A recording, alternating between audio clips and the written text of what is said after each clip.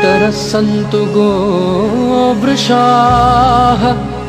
ग्रासमुष्टिं मया दत्तं प्रतिगृह्णन्तु मातरः प्रतिगृह्णन्तु मातरः प्रतिगृह्णन्तु मातरः। వందే గోమాతరం. చరిత్ర కందని కాలం నుండి భారతదేశంలో గోవు ఆరాధింపబడుతూ ఆర్థిక ఆరోగ్య వ్యవస్థకు తోడ్పడుతూ వస్తున్నది. వేదాలు, పురాణాలు, శాస్త్రాలు గోమాత యొక్క ప్రాశస్త్యాన్ని వేనోళ్లా పొగిడాయి. ఎన్నో కథలు, గాథలు ఆవు చుట్టూ నిర్మితమైనాయి. గోమాతకు సంబంధించిన విషయం లేని భారతీయ సాహిత్యం లేదు అంటే అతిశయోక్తి కాదు.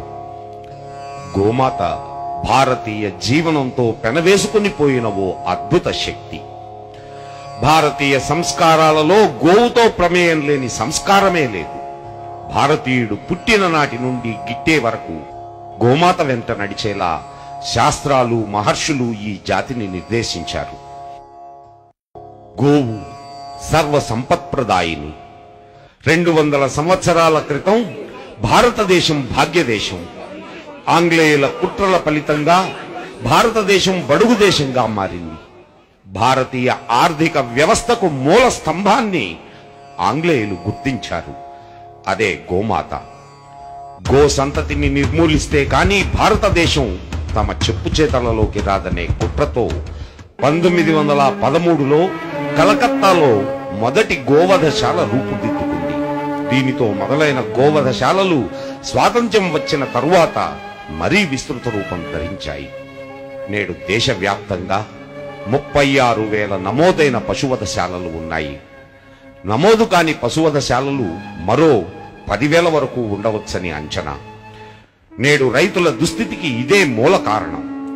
కొన్ని గోవులతో ₹1 ఖర్చు లేకుండా, రసాయనిక ఎరువులు, పురుగు మందుల వాడకం లేకుండా అత్యధిక పంటను పండించిన రైతు వ్యవసాయ ఖర్చులు అధికమై, దిగుబడి శూన్యమై ఒక విషవలయంలో చిక్కుకుని దేశ ఆర్థిక వ్యవస్థకు మూల స్తంభమైన వ్యవసాయాన్ని, భూమిని విషతుల్యం చేసుకున్నాడు. పచ్చదనంతో కళకళలాడే మన పల్లెలు కళతప్పి జీవోత్సవాలుగా మిగిలాయి. దేశానికి అన్నం పెట్టే అన్నదాతలు, రైతన్నలు ఆత్మహత్యలు చేసుకునే పరిస్థితికి గ్రామాలు దిగజారాయి. దీనికి మూల కారణం గో ఆధారిత వ్యవసాయాన్ని మనం విడవడం. గోవులు వధ్యశాలకు వెళుతుంటే రైతులు ఉరితాళ్ల వైపు పయనిస్తున్నారు. గోవు ఆరోగ్యప్రదాయిని. 1851లో ఆంగ్లేయులు నిర్వహించిన జనాభా లెక్కల ప్రకారం భారతదేశంలో 8% మంది మాత్రమే రోగగ్రస్తులు ఉండేవారు.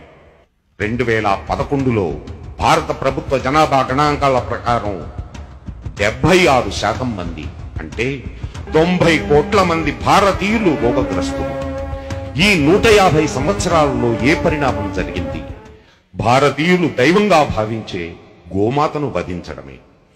గోవు యొక్క పంచగవ్యాలు అంటే ఆవు పాలు, పెరుగు, నెయ్యి, మూత్రం, పేడ ఇవన్నీ ఔషధ గుణాలు కలిగినవే. ఆవు పాలు గోక్షీరం. ఆవు పాలు త్రాగడం వలన 15 రకాల రోగాలకు దూరంగా ఉంటారు. ఆవు పాలు అద్భుత పోషక ఆహారం. పిల్లలకు జ్ఞాపక శక్తిని పెంచుతుంది, సత్వగుణాన్ని పెంచుతుంది, ప్రశాంతమైన మానసిక స్థితిని కలిగిస్తుంది. నేడు ఆవు పాలు అనే పేరుతో జెర్సీ ఆవు పాలను ఇస్తున్నారు. ఇవి అత్యంత భయంకరమైన హృద్రోగాలకు, చక్కెర వ్యాధులకు, క్యాన్సర్కు కారణమవుతున్నాయని అమెరికా శాస్త్రవేత్తలు కనుగొన్నారు. ఈ పాలు A1 రకానికి చెందినవిగా నిర్ధారించారు. ప్రపంచం మొత్తం మీద ఒకే ఒక్క జాతి A2 అంటే ఆరోగ్యాన్నిచ్చే పాల ఉత్పత్తులను ఇస్తుంది. అదే భారతీయ గోమాత. ఆవు పెరుగు, గోదధి. ఆవు పెరుగు తీసుకోవడం వలన 10 రకాల వ్యాధులకు దూరంగా ఉంటారు. పెరుగును మజ్జిగగా చేసి తీసుకుంటే 11 వ్యాధులు నివారించబడతాయి. త్రిదోషాలు అంటే వాత, పిత్త, కఫాలు అదుపులో ఉంటాయి. జీర్ణక్రియ అద్భుతంగా పనిచేస్తుంది. అజీర్ణం అనేది దరిదాపులకు కూడా రాదు. ఆవు నెయ్యి, గోఘృతం. ఆవు నెయ్యి జఠరాగ్నిని పెంచి జీర్ణక్రియకు సహకరిస్తుంది. ఉన్మాదం, అపస్మారకం, మానసిక వ్యాధులు, కుష్టు లాంటి భయంకర వ్యాధులను నిర్మూలించడంలో ఆవు నెయ్యి అద్భుతంగా పనిచేస్తుంది. ఇక ఆవు మూత్రం, గోమూత్రం. గోమూత్రంలో 24 రకాల రసాయనిక తత్వాలు ఉన్నాయని కనుక్కున్నారు. ఇవి క్రిమి సంహారకాలుగా పనిచేస్తాయి. గోమూత్రాన్ని సేవించే వారు 86 రోగాలకు దూరంగా ఉంటారని ఆయుర్వేదం చెబుతుంది. మూత్రపిండాల వ్యాధులు, కుష్టు, బొల్లి, చర్మ వ్యాధులు, పాండురోగం, క్యాన్సర్, పచ్చకామెర్లు, ఉదర శ్వాస రోగాలలో గోమూత్రం అద్భుతంగా పనిచేస్తుంది. గోమయం, ఆవు పేడ. గోమయాన్ని లేపనంగా వాడితే నేత్ర రోగాలు, ముఖ రోగాలు, వాత రోగాలు నయమవుతాయి. గోమయ భస్మంతో చేసిన పళ్లపుడి దంత రోగాలను అరికడుతుంది. గోమయే వసతే లక్ష్మి అంటారు. గోమయంలో లక్ష్మి నివసిస్తుంది అంటారు. రైతుకు ₹1 ఖర్చు లేకుండా అద్భుతమైన ఎరువును ఇచ్చి తద్వారా అధిక దిగుబడినిస్తుంది. గోమూత్రంతో పురుగు మందులు తయారు చేయవచ్చు. గోవు ద్వారా విషరహిత పర్యావరణాన్ని, విషరహిత ఆహారాన్ని పొందవచ్చు. చాలా కొద్ది ఖర్చుతో మనం మన ఇంట్లో ఓ చిన్న గోబర్ గ్యాస్ ప్లాంట్ ఏర్పాటు చేసుకోవచ్చు. వంటకు వంట గ్యాస్ లభిస్తుంది, ఇంట్లో కరెంటు లభిస్తుంది, మన బండికి పెట్రోల్ బదులు గ్యాస్ లభిస్తుంది. ఈ ప్రక్రియ వలన కొన్ని లక్షల కోట్ల విదేశీ మారక ద్రవ్యం మన దేశానికి ఆదాయం అవుతుంది. అమెరికాలో 15 మెగావాట్ల గోబర్ గ్యాస్ ప్లాంట్ ఏర్పాటు చేసుకున్నారు. బ్రెజిల్ వారు మన భారతీయ గోసంతతిని దిగుమతి చేసుకుని బ్రీడింగ్ చేసి అమెరికా మొదలైన యూరప్ దేశాలకు ఎగుమతి చేస్తున్నారు. వాటి పాల ఉత్పత్తుల్ని వారి ఆరోగ్యం కోసం వినియోగించుకుంటున్నారు. మనం మనదైన గోవును చంపుకుంటున్నాం. గృహప్రవేశం చేసేటప్పుడు ముందుగా గోవు గృహప్రవేశం చేస్తుంది. యజ్ఞ యాగాదులు చేయాలి అంటే పంచగవ్యాలు తప్పనిసరి. యజ్ఞయాగాదుల ద్వారా వాతావరణ కాలుష్యాన్ని నివారించవచ్చు. సకాలంలో వర్షాలు కురవాలి అంటే ప్రస్తుత పరిస్థితుల్లో ఇదొక్కటే మార్గం. భారతీయ గోమాత ప్రత్యేకత దాని మూపురు. ఈ మూపుర భాగంలో సూర్యకేతు నాడి ఉంటుంది. ఇది సూర్యుని నుండి శక్తిని గ్రహించి అది ఇచ్చే పాలతో పాటు మనకు ఇస్తుంది.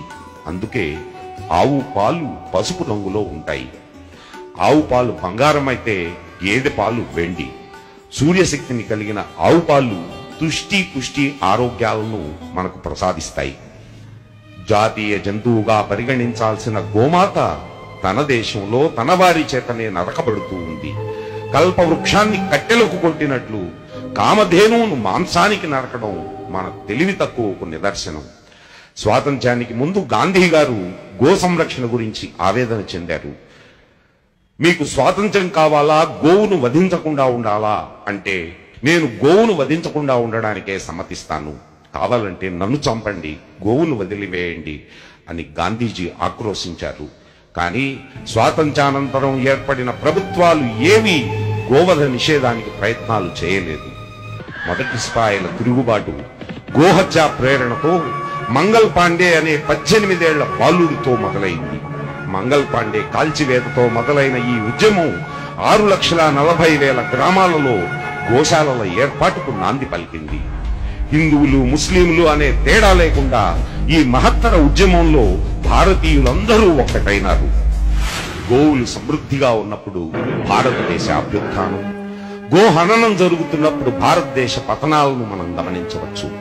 మరలా భారతదేశ పునరుత్థానం జరగాలి అంటే, ఆరోగ్య భారతదేశ ఆవిర్భావం జరగాలి అంటే గోవధ నిషేధం, గో సంరక్షణ, గోవంశ అభివృద్ధి ఒక్కటే మార్గం.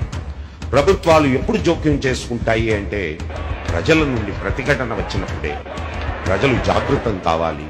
గో సంరక్షణకు ఒక ప్రణాళికాబద్ధమైన కార్యాచరణ రూపొందాలి. హిందూ ధర్మ పరిరక్షకులు,